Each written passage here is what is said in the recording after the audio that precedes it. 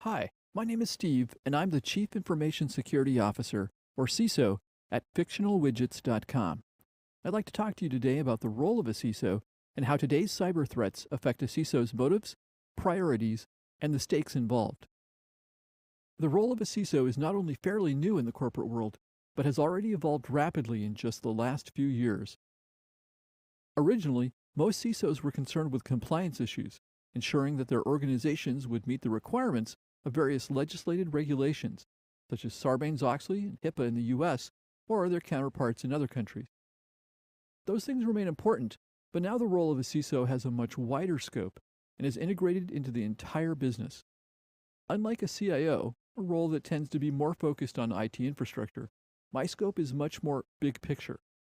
To be successful, we must work with the CEO, the COO, the CFO, general counsel, and others to fully understand the entire business, and then create strategies and programs that are aligned with those business objectives. The goal of these strategies and programs is to understand the overall value of our intellectual property assets and security reputation, and ensure that they're reasonably protected and to manage the risks to those things. In short, what the other C-suite officers want from me is a concrete assessment of information risk and value. They want to know what their risk exposure is, their liability, in the event of a compromise. In addition, some CISOs are expected to represent the company and its brand externally in thought leadership roles, partnership development, and senior customer engagement. The CISO needs to be seen as a highly credible representative face of the company's security posture. For a CISO to do this, there are formidable challenges. First, information is increasingly becoming a core asset, and in many companies it is the core asset. A CISO's job is to understand the risks to it and to take the prudent steps to keep it safe, and plan for the almost inevitable compromises that will happen, so that they can be appropriately addressed. The challenge is, our information assets are scattered all over the place. Gone are the days of a company having a single monolithic enclosed data center. Now we have information assets living in the cloud, whether that be in third-party software as a service applications or our own internal hybrid private cloud architectures. Data that resides outside our buildings has to be secured and protected just the same. And the rise of cloud computing is imposing new challenges in securely granting access to that data. From bring your own device to the Internet of Things, the number, types, and locations of devices needing secure access is exploding. With every new access method, there comes a possible new attack surface.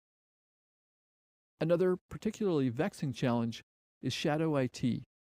This is where departments or individuals go outside the corporate policies and spin up their own applications, or utilize unapproved or uncoordinated SaaS services, or otherwise allow what may be key information assets to be stored out of our control. Since we don't know about it, we can't secure it, and it poses a nebulous, fuzzy risk that bothers me greatly.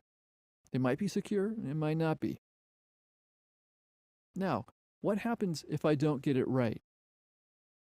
All you need to do is look at any number of recent data breaches to get an idea of the risks when things go wrong.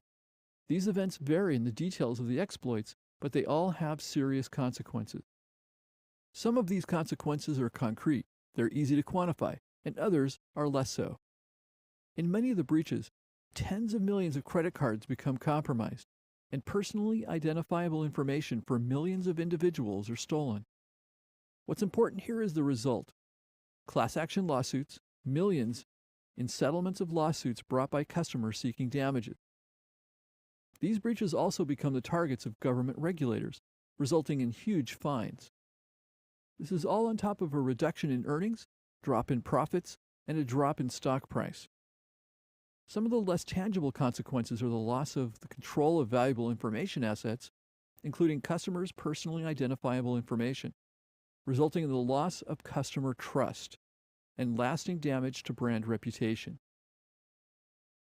So that's it. All I have to do is be aware of all valuable information in our company, where it lives, how it should be accessed securely, simultaneously identifying all the risks, reducing them, and all the while fostering an environment that maximizes the value of the information to the company. No big deal, right?